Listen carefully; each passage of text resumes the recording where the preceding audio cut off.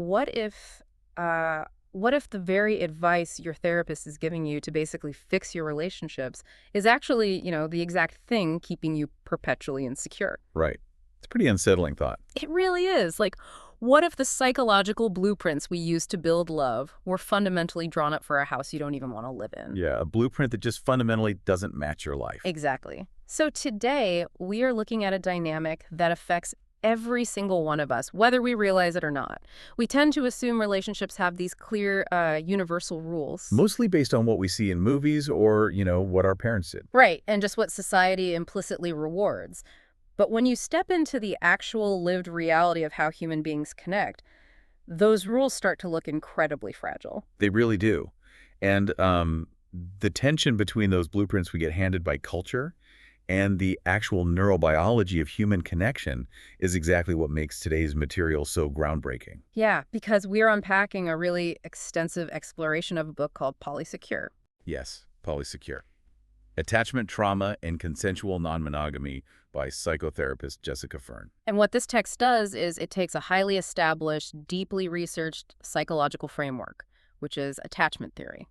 And completely reevaluates it. Yeah. I mean, it looks at a frontier that traditional psychology has either completely ignored or, in a lot of cases, actively pathologized. And I just want to speak directly to you, the listener, for a second, because you might be wondering, well, why should you care about this? Right, especially if you're not non-monogamous. Exactly. Because whether you are strictly monogamous and plan to be forever, or whether you are actively exploring non-monogamy, or, you're just someone who wants to understand why you react the way you do when your partner pulls away. This material fundamentally reframes the actual mechanics of human connection. It really does. We are going to look at how our unseen past shape our present dynamics and how we can consciously design our relationships rather than just, blindly following a societal default. Which is such an important shift. Okay, let's unpack this. So, to really grasp the gravity of Fern's argument, I think we have to look at the genesis of her perspective, right? Yeah, she didn't just write this from some purely academic ivory tower. It actually started with a realization in her own clinical practice. Right, because she realized the traditional therapeutic advice she was trained to give was just utterly failing a massive portion of the population. Exactly. She had clients coming to her, bringing up their desire to explore polyamory. And specifically, she mentions a couple who are reading the book Sex at Dawn. Oh, right, Sex at Dawn. For anyone who hasn't read it, that's the book that looks at the history and evolution of human sexuality. And it heavily critiques the idea that monogamy is the sole natural biological state for our species. Yeah, it basically argues that early hunter-gatherer societies were largely egalitarian and sexually fluid, and that strict monogamy really only emerged much later. Right, with agriculture and the whole concept of private property. So Fern, wanting to be, a diligent, culturally competent therapist, decides she needs to read this book to better support her clients. But she actually describes the experience as a profound personal awakening. Because at the time, she was in a monogamous marriage herself. Right. She was, and as a bisexual woman, she had really struggled with reconciling her full sexuality within a strictly monogamous framework. So reading about those historical and biological arguments for non-monogamy gave her this massive paradigm-shifting first-person perspective. Yes. She realized it wasn't just some theoretical concept or, something that other people did. She recognized it as the way she could actually achieve the fullest, most authentic expression of her love and sexuality. That is a huge realization to have while you're just trying to do homework for your clients. It really is. And she actually takes the leap. Yeah. She and her then-husband decide to transition from monogamy to polyamory. And she is remarkably candid about this in the text, which I appreciate. She admits they were mostly unprepared for the irreversible changes that lay ahead. Oh, totally unprepared. They went through immense growth, yes, but also significant losses, deep heartbreaks, and severe attachment ruptures. So it definitely wasn't a seamless utopian transition. Not at all. And here is the critical part. As a therapist, feeling her own nervous system going into overdrive, she went looking for resources to help them navigate this transition safely. Right. She wanted the clinical tools, but she found a massive gaping void in the literature instead. Yeah. The self-help genre for non-monogamy was great for, logistics and communication strategies. Calendar management, that sort of thing. Exactly. but it didn't fully prepare their underlying neurobiology, their attachment systems, for the reality of the transition. And conversely, when she looked at the vast mountains of research on attachment theory and couples therapy, practically all of it implicitly or explicitly assumed monogamy as the baseline for success. Which creates what Fern identifies as a severe mononormative problem. Mononormativity, it's a heavy word, but the concept is instantly recognizable once you hear it. It really is the invisible water we are all swimming in. Yeah, it is the dominant societal assumption regarding the naturalness and normalcy of monogamy.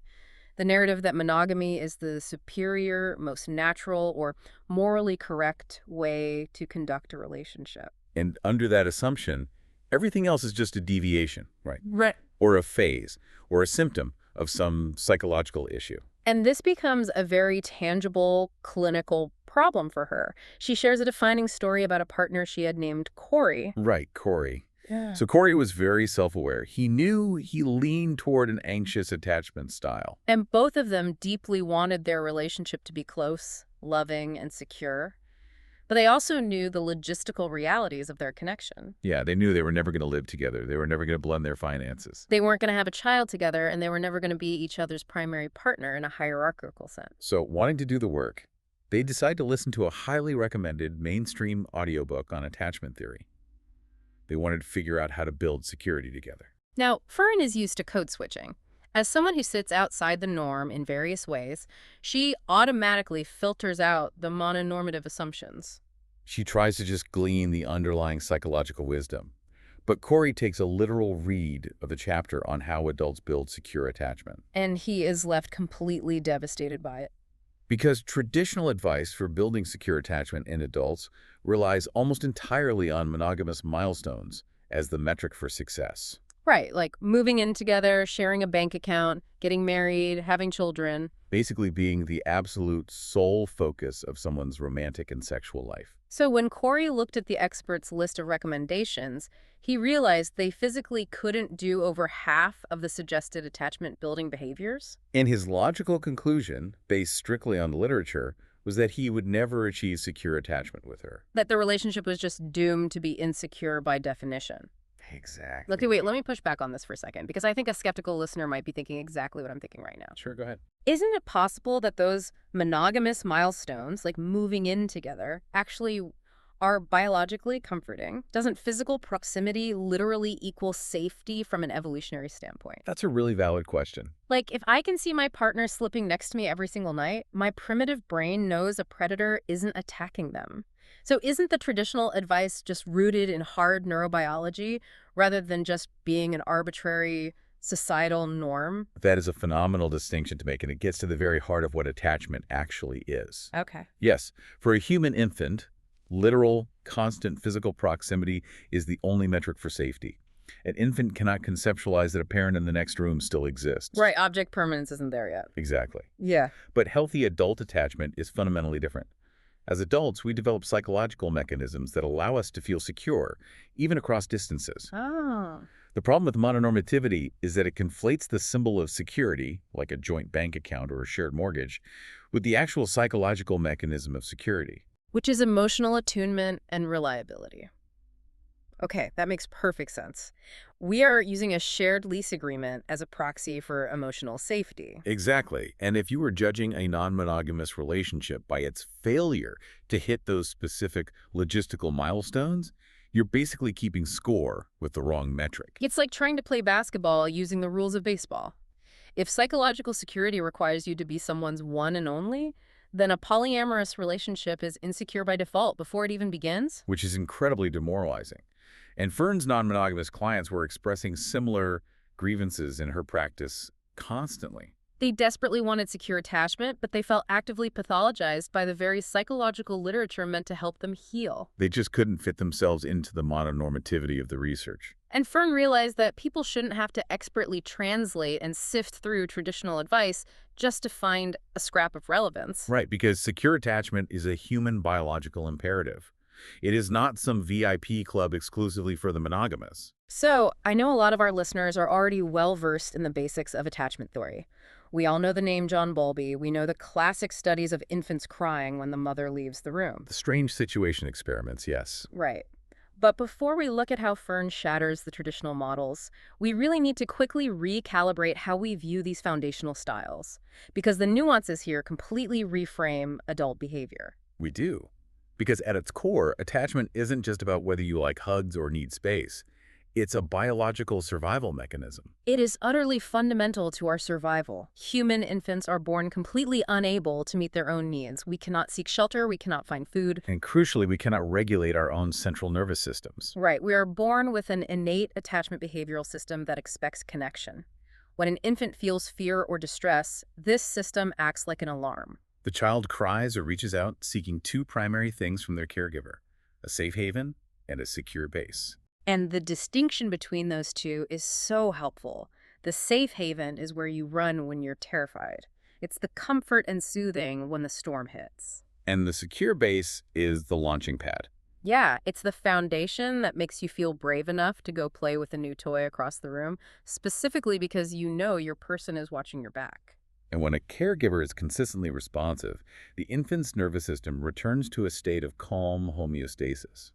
The infant literally borrows the adult's calm to regulate their own heart rate and cortisol levels. It's a process called co-regulation. Over time, through thousands of these micro-interactions, the child internalizes that calm and actually learns how to self-soothe. But when this system is disrupted, the child's brain has to adapt to survive.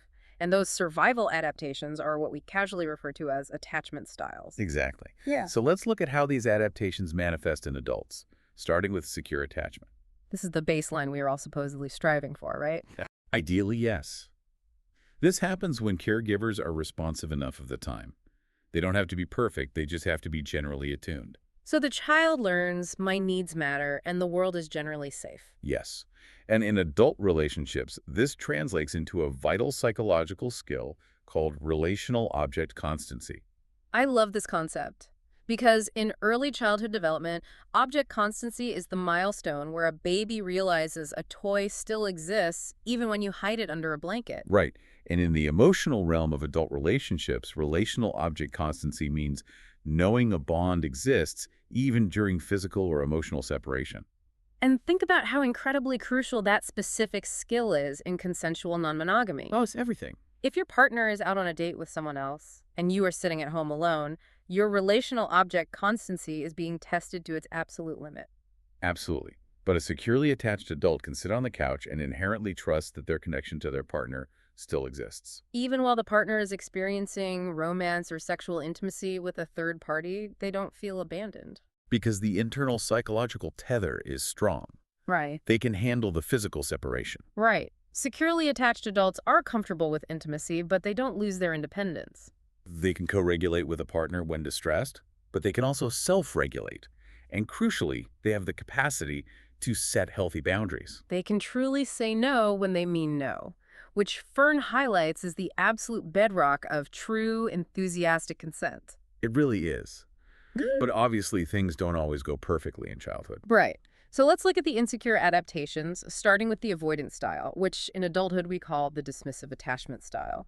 This typically stems from caregiving that is emotionally cold, neglectful, or perhaps overly focused on achievements rather than emotional attunement. And there is a specific nuance Fern highlights here that is just deeply unsettling, called expressive dissonance. Yes.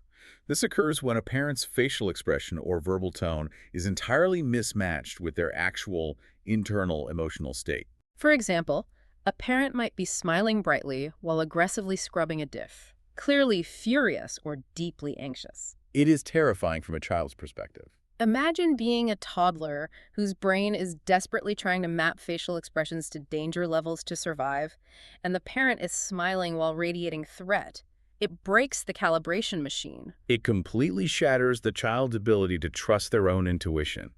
It disrupts their capacity to identify and express their own emotional states because the modeling they are receiving is contradictory. The child learns that emotions are dangerous, confusing, and completely unreliable. Other contributing factors include a lack of physical touch or parents who simply ignore bids for comfort. So how does the brain adapt to that?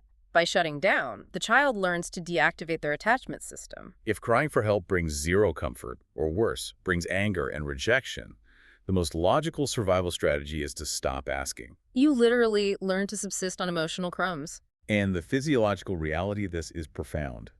Researchers observing avoidant children found that outwardly, they appeared perfectly calm.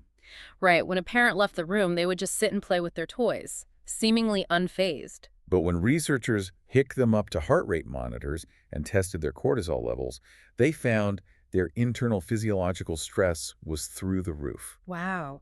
So they were experiencing immense panicked distress, but they had adapted to mask it entirely. They are basically wearing invisible armor, and when that child becomes an adult, this solidifies into the dismissive attachment style. These are the people who value extreme, almost rigid independence. They pride themselves on not needing anyone. And there's this fascinating projection that happens. They often view other people as weak, needy, or suffocating. Even though they actually do want connection, right? They are human after all. They do, but they struggle immensely to tolerate the emotional intensity of intimacy or conflict. When they feel vulnerable, their immediate neurological reflex is to create distance to avoid the discomfort. And cognitively, they overdevelop logical, linear thinking. This can actually lead to surprisingly poor autobiographical memory regarding their own childhoods. Right, they might casually describe their upbringing as perfectly fine, but a few minutes of probing reveals significant emotional neglect. They've just walled off the pain so successfully they don't even remember it. So that's the deactivating strategy. Yes, and the complete opposite adaptation is the anxious or preoccupied attachment style. And this one doesn't come from coldness, it comes from inconsistency, right? Exactly. The parents might be deeply loving, but they are unpredictable. One day they are attuned and wonderfully responsive, and the next day they are entirely unavailable. Or intrusive. Or perhaps they rely on the child to regulate the parent's own emotional anxiety. Fern brings up helicopter parenting here, which is such an interesting addition. A parent might offer excessive praise and attention, but pair it with excessive control. Preventing the child from ever developing true autonomy. The child never knows which version of the parent is going to show up. Therefore, if the avoidant child learns to survive by turning the volume down on their needs, the anxious child learns to survive by turning the volume all the way up. They hyperactivate their attachment system, they get louder, clingier, and more demanding to capture the unpredictable parent's attention. Because in their nervous system, any attention, even negative attention, is infinitely safer than the void of abandonment. And in adulthood, this manifests as the preoccupied style. It looks like an intense hyper-focus on the partner. They are constantly scanning the horizon for threats to the relationship. They become incredibly sensitive to the slightest micro-expression or change in their partner's texting habits, usually assuming that any shift means the relationship is in peril. They basically equate proximity with security. If we are physically touching, if we are texting constantly, if our lives are completely fused, then I am safe. And they will often readily abandon their own boundaries, needs, or personal identity just to ensure they don't lose the partner. Paradoxically, this constant, desperate need for reassurance can become so suffocating that it actually drives the partner away, recreating the exact abandonment trauma they are terrified of. It's a self-fulfilling prophecy. So we have secure, we have dismissive, and we have preoccupied. Which brings us to the fourth, the most complex and often the most painful style. The disorganized or fearful avoidant attachment style. This adaptation typically arises when the child experiences their primary caregiver as inherently frightening or dangerous, right? Yes, this is strongly associated with severe trauma, abuse, or a parent who has deeply unhealed trauma of their own and acts out in frightening, erratic ways. There is an analogy from researcher Diane Poole-Heller that Fern uses, and it is just devastatingly clear. It describes this neurological state as having one foot slammed on the gas and one foot slammed on the brake. It perfectly captures the internal state. The child's biological imperative to seek safety pushes them toward the parent. That's the gas. But their protective survival instinct screams at them to flee from the parent because the parent is the source of the danger. That's the brake. It is an impossible, agonizing paradox. The absolute solution to their terror is simultaneously the source of their terror. And because of this irreconcilable conflict, they don't develop an organized, coherent strategy like the anxious or avoidant children do. Right. Their nervous system vacillates wildly between hyperactivating and deactivating. And it's crucial to note that it's not always malicious abuse that causes this. No, Fern points out that a child who is a highly sensitive person, an HSP, might develop a disorganized style, simply because the normal volume of the world is a sensory assault to their specific neurology. And well-meaning parents might repeatedly push them into environments that completely overwhelm their nervous system, completely missing the child's terror. In adulthood, this becomes the fearful avoidance style. They deeply crave closeness and intimacy, but they are absolutely terrified of it. When intimacy begins to increase, their internal alarm bells ring, signaling that connection is inherently unsafe. They can exhibit deeply confusing, contradictory behaviors, desperately demanding attention one moment, and then aggressively pushing away or attacking the partner the second they receive that attention. Let's pause here for a second, because this dynamic sets up one of the most classic toxic cycles in adult dating, the distancer-pursuer dance. Oh yes, it's incredibly common. People with an anxious, preoccupied style and people with an avoidant, dismissive style end up dating each other constantly. Why on earth would they do that? It does seem perfectly designed to trigger both of their deepest core wounds. Right. Why does the person terrified of abandonment seek out the person terrified of intimacy? It is one of the most fascinating psychological paradoxes. On the surface, it looks like a disaster. The pursuer, the anxious partner, is constantly seeking more connection, more fusion. And the distancer, the avoidant partner, is constantly seeking more space, more autonomy. So the pursuer never catches up, and the distancer never fully get the breathing room they need. They are locked in a perpetual chase. It sounds utterly exhausting. It is exhausting. But the deeper psychoanalytic view here is actually about projection. Projection? How so? Fern explains that the partner is acting as a mirror, reflecting back the disowned parts of the self. Think about the distancer. They have exiled their own human yearning for closeness and their own buried fear of abandonment. So they are subconsciously drawn to the pursuer, who will eagerly act out all those messy, vulnerable needs for them. Exactly. The pursuer's dramatic anxiety allows the distancer to stay safely walled off, thinking, look how crazy and needy they are, thank goodness I am so logical and independent. Wow. They are literally outsourcing their own vulnerability. They really are. Yeah. And conversely, the pursuer has projected outward their own fundamental need for autonomy and independence, and their hidden subconscious fear of actually being engulfed by true intimacy. So the pursuer is drawn to the distancer because the distancer will constantly enforce the boundary for them. Yes, they are both trying to achieve psychological wholeness through the other person. But the dance itself prevents either of them from taking real responsibility for the parts of themselves they have disowned. Understanding that dance makes it obvious why labels like avoidant or anxious can start to feel like a life sentence. You start viewing yourself as fundamentally broken. But Fern actually shatters those rigid boxes entirely. She introduces a way to map these behaviors that feels infinitely more forgiving and far more useful for actual healing. She transitions away from the traditional rigid typology of 4 boxes, right? And instead introduces a 2-dimensional axis. It is a much more fluid, nuanced way to map human relational tendencies. I'm a highly visual person, so let's draw this out. Imagine a standard graph with an X and Y axis. What are the 2 dimensions we are measuring? The first dimension is attachment anxiety. This measures your internal fear of being rejected, neglected, or abandoned. Okay, so you can exist anywhere on a spectrum, from very high attachment anxiety to very low. Right. And the second dimension is attachment avoidance. This measures how uncomfortable you feel with closeness, emotional intimacy, or reliance on a partner. Again, you can be high, low, or anywhere in the middle. So instead of just stamping a word on your forehead, you plot your specific coordinates on this grid. Exactly. If you are low in anxiety and low in avoidance, you land in the secure quadrant. If you are low in avoidance but high in anxiety, you are in the preoccupied quadrant.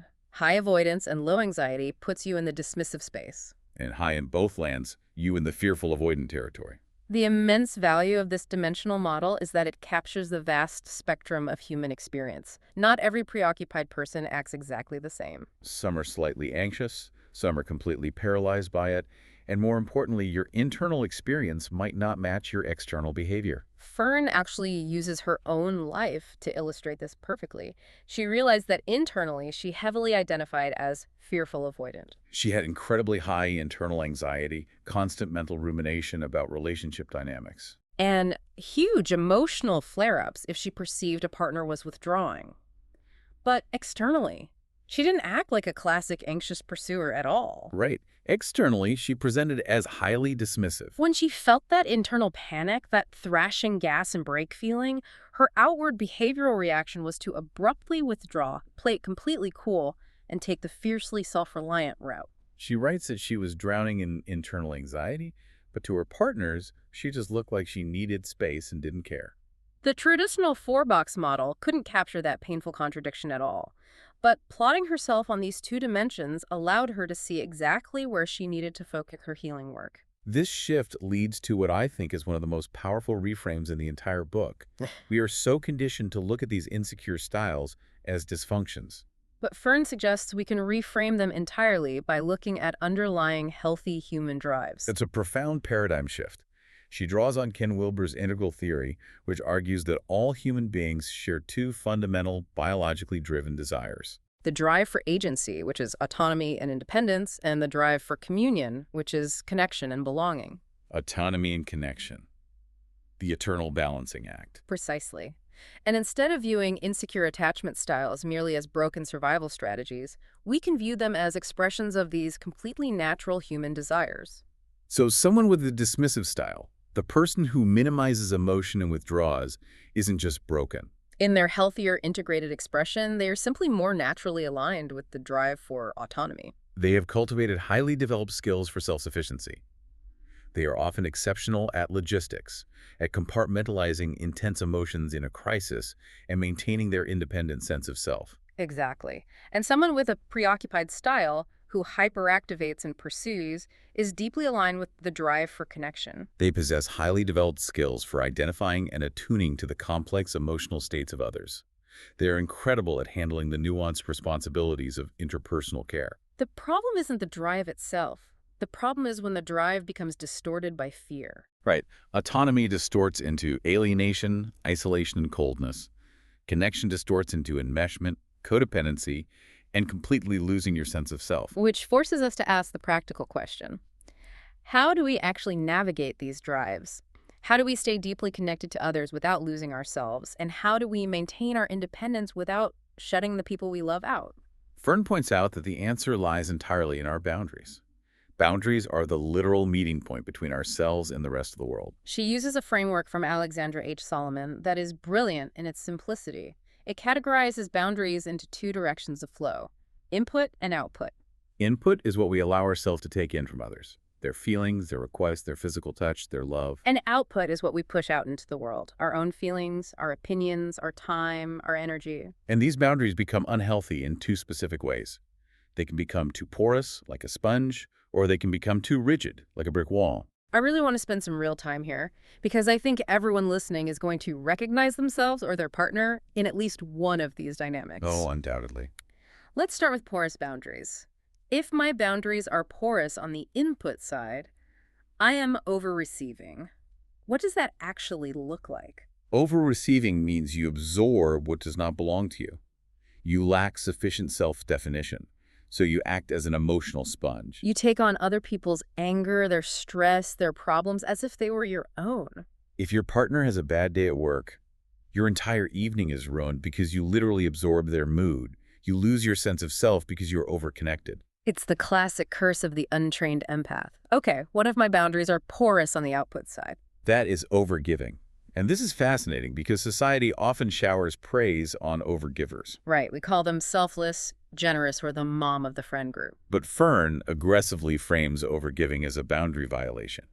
Overgiving means you are intruding onto others. You are forcefully inserting your thoughts, your unsolicited advice, or your caretaking where it hasn't been requested. You take on total responsibility for others, trying to fix them or accommodate them to a degree that completely eclipses their own autonomy. I have to admit, that hits uncomfortably close to home. It's a hard one to face. Linger on this for a second because this is an incredible aha moment. You think you're being the ultimate supportive partner. You're organizing their calendar. You're preemptively solving a conflict with their family. You're doing their laundry so they don't have to stress. And you tell yourself, I'm doing this because I love them. But Fern is saying that it's actually about control. Yes. It is a porous output boundary driven by your own unmanaged anxiety. Wow. You are frantically managing their environment so that you don't have to feel the anxiety of watching them struggle or fail. You aren't actually attuning to what they need. You are forcefully soothing your own nervous system by controlling their life. It strips them of their agency under the guise of helping. Overgiving as a form of boundary violation. That is a gut punch. All right, what about the other side of the spectrum? Rigid boundaries. If my input is rigid, I am under-receiving. Under-receiving means you throw up a brick wall. You block out the love, attention, or feedback that others are trying to offer you. You are entirely over-focused on self-protection. You guard yourself from the influence of others out of a deep terror of being hurt or controlled. You might physically recoil from touch, reject compliments, or refuse financial or emotional help even when you desperately need it. And if my output is rigid, I am undergiving. Undergiving is when you actively restrain yourself, right? Yes, you hold back your true feelings, your preferences, and your affection. You try to stay protected at the expense of being connected. You might withhold a compliment you thought of, or refuse to share your opinion on what movie to watch, holding tightly to your emotional armor so no one can ever figure out who you truly are. Think about your own patterns for a moment. Do you find yourself overgiving in relationships? Are you trying to control someone by aggressively accommodating them? Or do you find yourself under-receiving, deflecting the love someone is trying to hand you because the vulnerability of accepting it feels like a threat? This specific directional model of boundaries gives you an actual roadmap for action. If you realize you are an overgiver, your healing work isn't some abstract goal of fixing your attachment. It's specifically practicing restraint.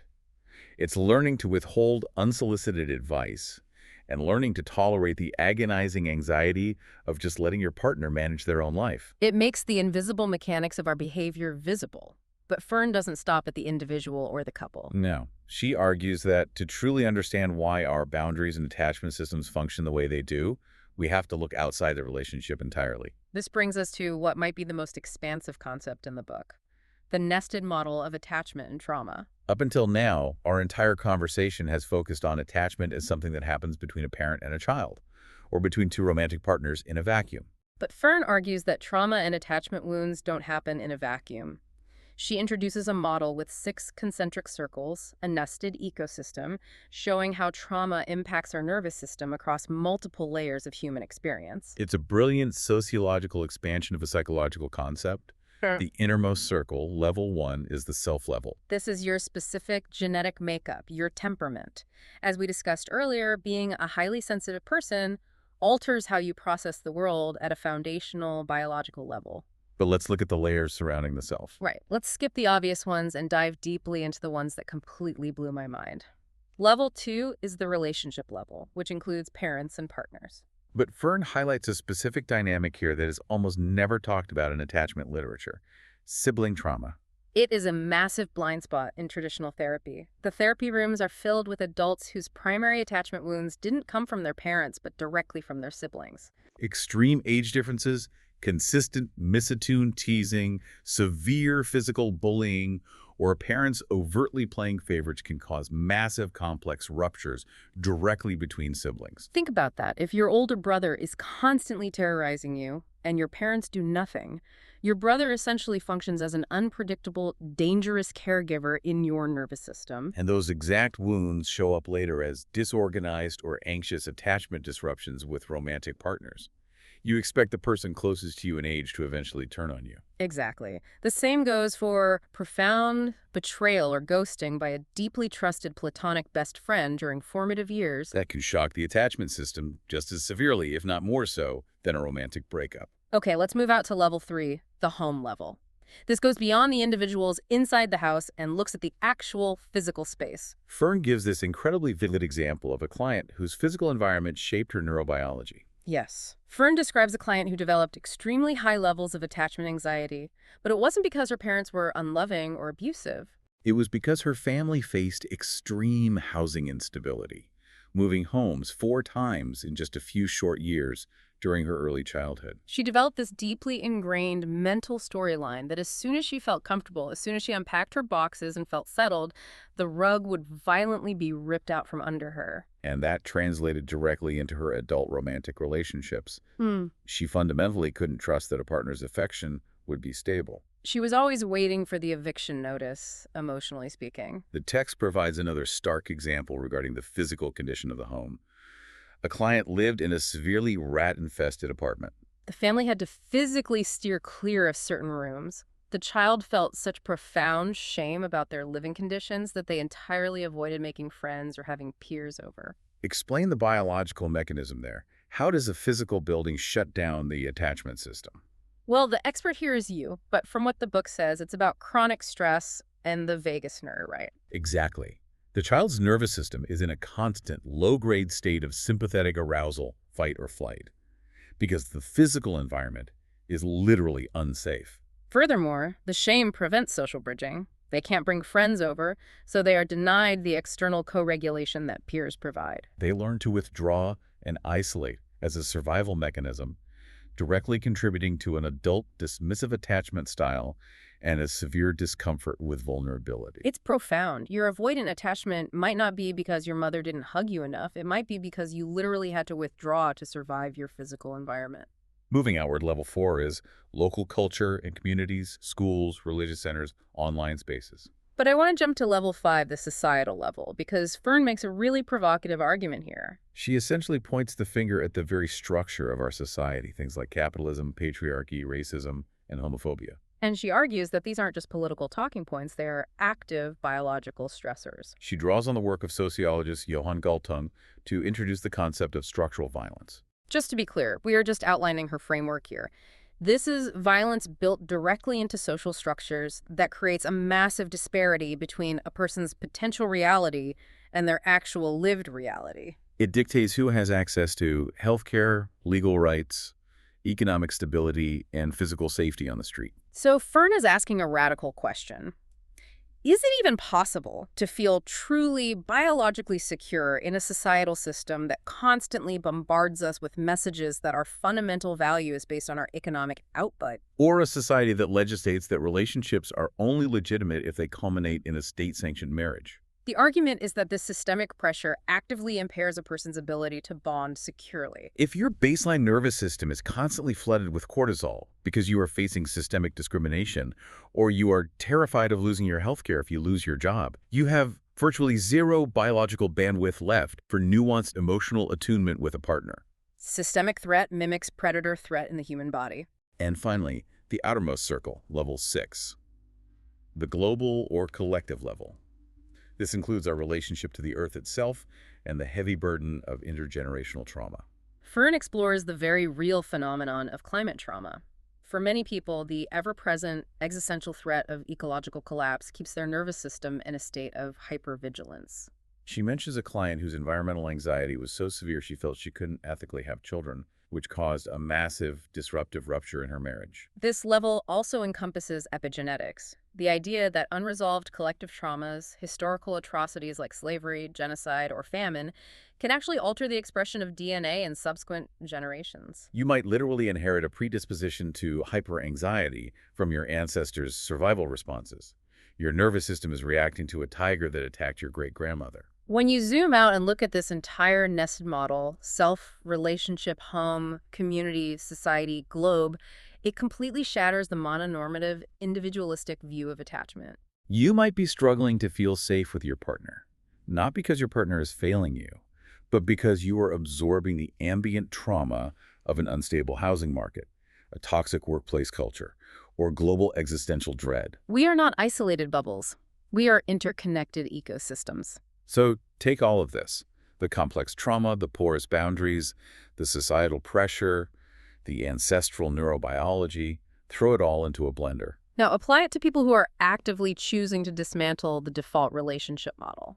This is where Fern's work culminates. Let's look at the actual realities of consensual non-monogamy, or CNM.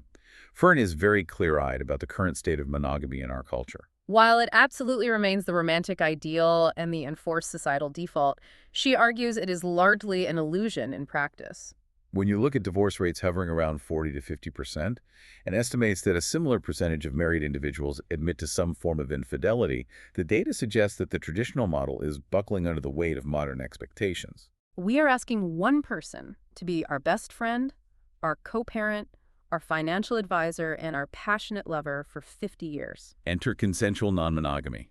CNM is an umbrella term for relationships where people have multiple sexual or romantic partners, and everyone involved is fully aware of and enthusiastically consents to the arrangement. It is built on radical transparency, honesty, and the fundamental philosophical belief that love is not a finite resource. It doesn't run out just because you share it. But why do people choose this? The book outlines four main motivations, and I think looking at these motivations reveals a lot about human nature. The first motivation is greater need fulfillment and personal growth. Research clearly shows that people in CNM relationships often experience immense benefits here. Instead of placing the crushing expectation on one single human being to meet every single emotional, logistical, intellectual, and social need they have, they distribute those needs across a community of partners. This allows them a much more authentic, expansive expression of who they are. The second motivation is sexual diversity. And Fern is very careful to point out that we shouldn't shy away from or shame this. It is a perfectly valid human desire to want sexual variety. But beyond just variety, it solves intense practical issues. Two people might deeply, profoundly love each other, but have wildly divergent sex drives, completely different sexual styles, or kink dynamics that are fundamentally incompatible. Instead of repressing themselves or dismantling an otherwise beautiful life they've built together, CNM allows them to fulfill those specific sexual needs elsewhere, ethically. The third motivation is philosophical or political. Many people engage in non-monogamy because they are actively, intentionally critiquing the institution of traditional marriage. They might view it historically as an institution tied to patriarchal control and property rights. Or they simply find the societal expectations placed on the nuclear family to be isolating, unrealistic, and unsustainable. For them, CNM is a deliberate political alternative to the status quo. And the fourth motivation is perhaps the most fascinating and controversial: orientation. For a significant portion of people, non-monogamy is not a lifestyle choice, a political statement, or a hobby. It is their fundamental identity. They feel they are essentially biologically wired for multiple connections in the exact same way someone identifies their sexual orientation. Fern notes that these individuals often describe spending years feeling like they were fundamentally broken or defective when trying to force themselves into a monogamous box. They only found peace, and their nervous systems only finally settled when they accepted their non-monogamous nature and stopped fighting their own wiring. So if you are practicing CNM, what does the actual architecture of these relationships look like? Fern provides a map of CNM that visualizes the different types of relationships. And true to form, she uses another two-dimensional axis.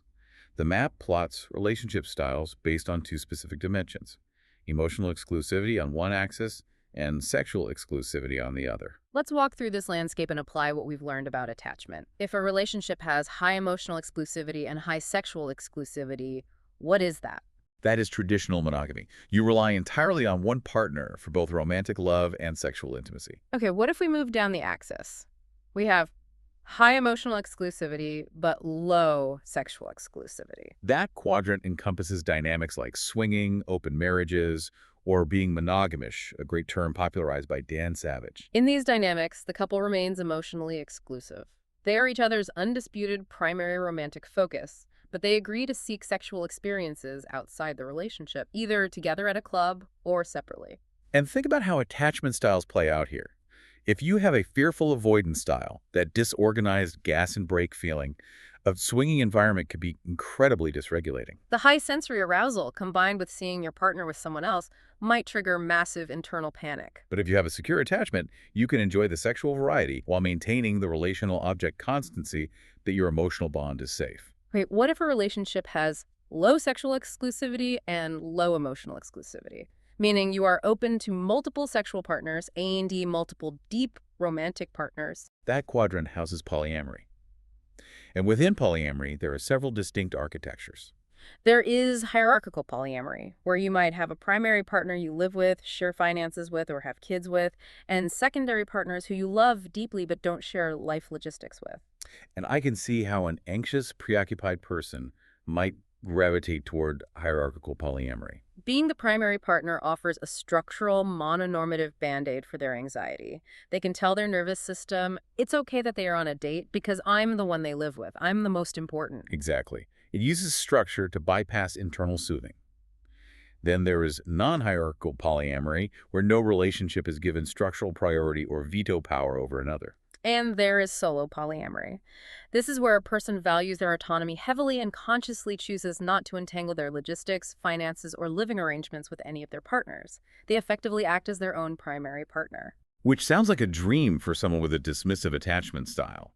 It allows them to maintain total logistical independence, heavily guarding their autonomy, while still engaging in intimacy on their own terms. And finally, Fern mentions relationship anarchy. This is an approach that strips away all pre-programmed societal rules. It refuses to automatically elevate romantic or sexual partnerships above platonic friendships. Every single connection is custom built from the ground up based purely on the desires and boundaries of the specific individuals involved, not on societal scripts. What this entire map illustrates so beautifully is that relationship structures are absolutely not one size fits all. But here is the ultimate takeaway. Whether you sit firmly in the monogamy quadrant or you are practicing relationship anarchy, the underlying biological mechanics of your nervous system remain exactly the same. You still need a safe haven. You still need a secure base. And that brings us to the ultimate synthesis of this incredibly deep dive. Secure attachment doesn't just magically happen because you signed a marriage license and moved into a house together. And it doesn't magically disappear just because you choose to date multiple people. Cultivating true security requires us to look at the entire nested ecosystem of our lives. It requires peering back into our childhood to understand how our brain initially wired its survival strategies. It requires rigorously auditing our boundaries, recognizing if we are intruding on others through overgiving or isolating ourselves through under-receiving. It requires acknowledging the massive impact of our physical housing, our local culture, and the structural violence of the society we live in. And ultimately, it requires taking absolute responsibility for our own nervous systems. Security is not handed to you by a relationship structure. It is painstakingly built through deep self-awareness, intentional communication, and mutual attunement. It is about consciously, deliberately designing your connections rather than just accepting the blueprints you were handed. And I want to leave you, the listener, with a final, provocative thought to mull over, building on everything we've unpacked today. Oh, this is the best part. If we accept Fern's premise that the traditional monogamous milestones, moving in together, combining bank accounts, getting a marriage certificate, being someone's one and only, are largely just societal shortcuts to feeling secure, what is your personal metric for safety? That's a huge question. If you stripped away the house, the shared bills, the societal approval, and the exclusivity, what are the exact, specific, interpersonal behaviors that make you feel truly biologically secure with another human being? That is the real work, stripping away the symbols to find the actual mechanism. Thank you for joining us on this deep dive. Keep questioning the defaults, keep examining the blueprints you've been handed, and we will see you next time.